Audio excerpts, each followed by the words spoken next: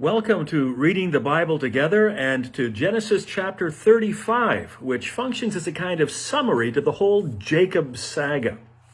Older events are repeated and summarized. This happens with TV series where you get a kind of a previously on or from last season, these sort of flashbacks. Now, as a result, as with these TV series summaries and flashbacks, chapter 35 is a bit disjointed. It jumps around in its timing. And if you remember way back to the Noah accounts and how there are different strands of authorship all coming together to tell the same story, that happens here too. And that accounts for some of what seems like repetition. Again, such respect was shown these ancient accounts that nothing was cast aside. And chapter 35, the end of the Jacob saga, functions as a kind of repository of these kind of scattered accounts that were floating around to finish up the story. And also, since the chapter functions as a wrapping up of the Jacob account, we're told of the deaths of significant personages and also of a power struggle within the family, although the details and outcome of that struggle seem to have been lost. So, we're going to be bouncing around a bit back and forth in time as we make our way through, but let's see what we find. Now, the chapter begins with God speaking to Jacob. It's time to leave Shechem after the disgraceful events of chapter 34. And God instructs Jacob to return to Bethel and to settle there, to the very place where God had appeared to Jacob when, God is careful to remind him, Jacob was fleeing from Esau. The text is careful to remind us of this event a few verses later as well, in the unlikely event that we forgot. It's emphasizing just how important this whole issue of conflict between the brothers was, and how Jacob came out holding the covenant, but not without cost. Family strife and division rarely has any winners, and this account seems to be split between Jacob and Esau. Now, the move to Bethel. Jacob regards the move to Bethel as a religious pilgrimage, perhaps the first firm step in fully establishing the covenant. And so instructions are given to dispose of any foreign gods you have with you. Did Rachel finally reveal her stash of Laban's household idols that she had stolen? As well as Jacob instructs them to change their clothing because it's a new beginning. Curiously, we're told that they buried their idols as well as the rings in their ears, which must have had some sort of a cultic representology. Now, I was unsuccessful in finding any help from commentators, ancient or modern, on this point. The only thing that comes to mind for me is in the book of Judges, when Gideon, following a battle, says to the soldiers, "I do have one request, that each of you give me an earring from your share of the plunder." And then the text goes on to say, it was the custom of the Ishmaelites to wear gold earrings.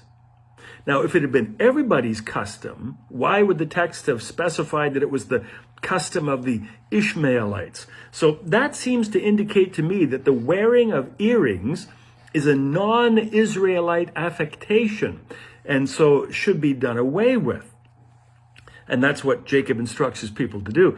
But, elsewhere in the Old Testament, it doesn't seem uncommon for people to have earrings. In the New Testament, 1 Timothy and 1 Peter both caution against the wearing of jewelry and other finery, saying that modesty is more befitting in the Christian context. Paul speaks similarly to the people in Corinth, apparently because adornment and finery, even extravagant hairstyles, contributed to the division between rich and poor in the congregation. And so Paul says, women, cover your hair so that nobody's hairstyle is seen as a mark of status over a more modest person. But I digress. Jacob and the family make their way to Bethel, safe from danger, as the towns en route had heard about the Shechem event and wanted no conflict with this bloodthirsty gang. Upon arriving, the altar of dedication is rebuilt, and we're reminded of the naming event, which had happened previously. Again, we're told when Jacob was fleeing from his brother. There's another flashback. In a side note, we're also told that a prominent oak had been named after Rebekah's nurse, Deborah, who'd been buried there some time before. And this chapter is filled with such fragmentary information that we don't get any background or foreground on. It's just, there it is.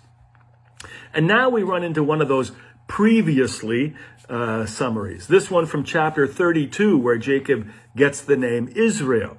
Now, unlike chapter 32, Jacob's wrestling opponent here is unambiguously identified as God, more specifically as El Shaddai, God Almighty. That tells us that this account of the naming and of the affirmation of the covenant is from a different source story than chapter 32, as is the repetition once again of the naming of Bethel. Think of it as sort of different camera angles which tell the same story. Nothing gets left out.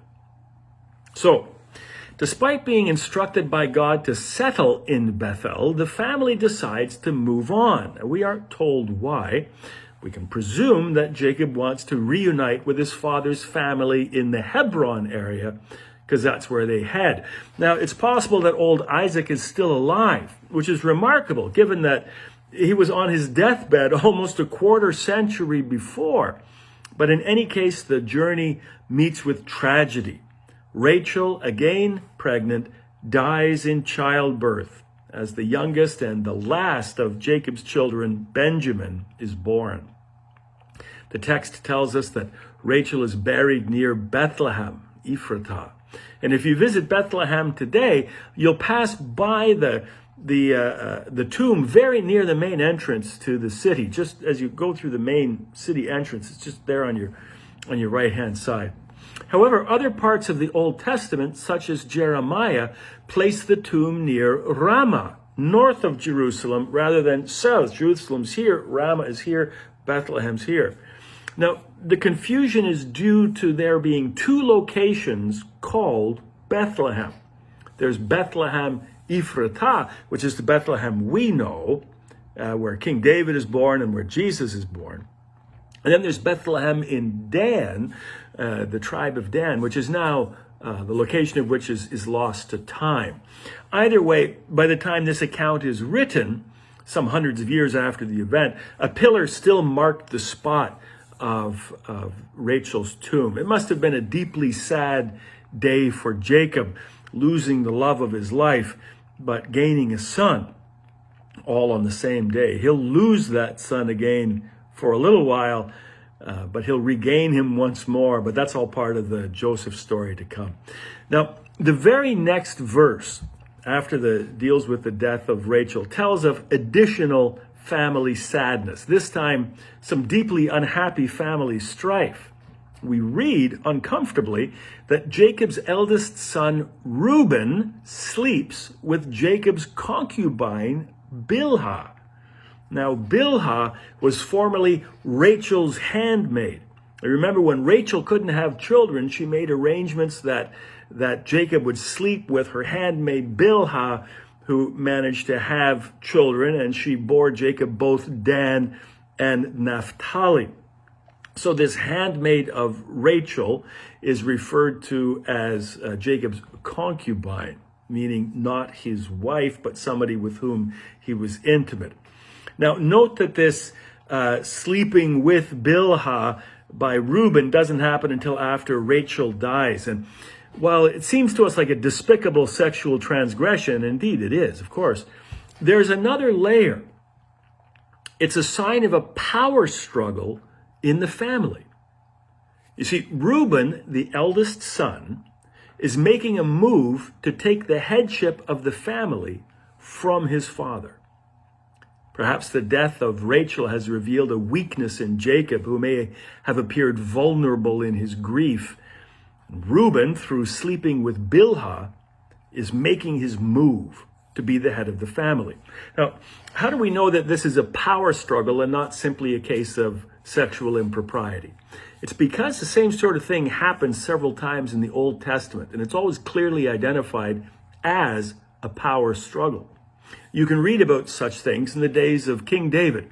First in 2 Samuel chapter 3 with David's general Abner, and again in chapter 16 of 2 Samuel, this time with David's own son Absalom. Now Absalom is making a play for the throne. He wants to take over from his father David, and he's advised to sleep with his father's concubines as a sign of his intent to take the throne. That's unseemly stuff. So, well, what happens? Reuben's power play fails. Jacob remains in charge of the family until Joseph's rise to power in Egypt. Reuben eventually pays for his transgression. When Jacob is giving his deathbed blessings in chapter 49, Reuben is downgraded from firstborn, and he's replaced by Judah, the fourthborn. The second and thirdborn, Simeon and Levi, had already been downgraded due to their revenge plot in Shechem. And you thought you had family problems.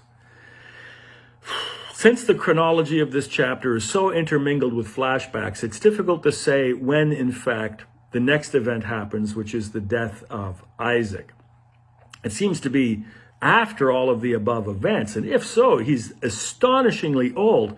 In fact, 180, we are told. Now, what's nice is that whenever it did occur, both Jacob and Esau are said to have attended the funeral and buried their father in the same tomb, it turns out, as their ancestors Abraham and Sarah had been laid to rest. The text does not tell us when she died, but we'll discover much later that Rebekah is interred there as well, in Hebron, in the cave purchased by Abraham all those years before. Now, what happens next is that the biblical account is going to shift its attention to Joseph, he of the amazing Technicolor Dreamcoat, and it's going to devote 12 chapters to that amazing saga. But it will end the Jacob account first with an entire chapter devoted to the family line of Esau, which I think is remarkable, given that the story of the covenant passes Esau by. Esau is kind of a dead end in terms of the covenant, but not in terms of the makeup of the countries in the area. Nevertheless, despite not being the line from which the covenant will carry on, Esau is not forgotten, and he's given a surprising amount of due. Those who think that Esau got a raw deal from Jacob and Rebekah, maybe even from God, need to consider the respect with which the Bible treats Esau and his descendants, one of whom, way down the line, some 1,600 years or so later, will be none other than King Herod himself, who is famously an Edomite, descendant of Esau. Now, he marries a Jewish woman, which is what enables him to become the king of the area of Galilee and Judea. Now, what I can tell you from personal experience, having traveled the desert and the cliffs of Edom, is that it is a barren but a remarkable country, beautiful country. You may know it best as the home of the remarkable ancient city of Petra. Now, that said, we will nevertheless skip chapter 36, which is the long line of Esau's descendants. We're going to skip that chapter. You can still certainly read it. And we're going to begin the remarkable story of Joseph in Genesis chapter 37 when we meet together again next time. And we'll see you then.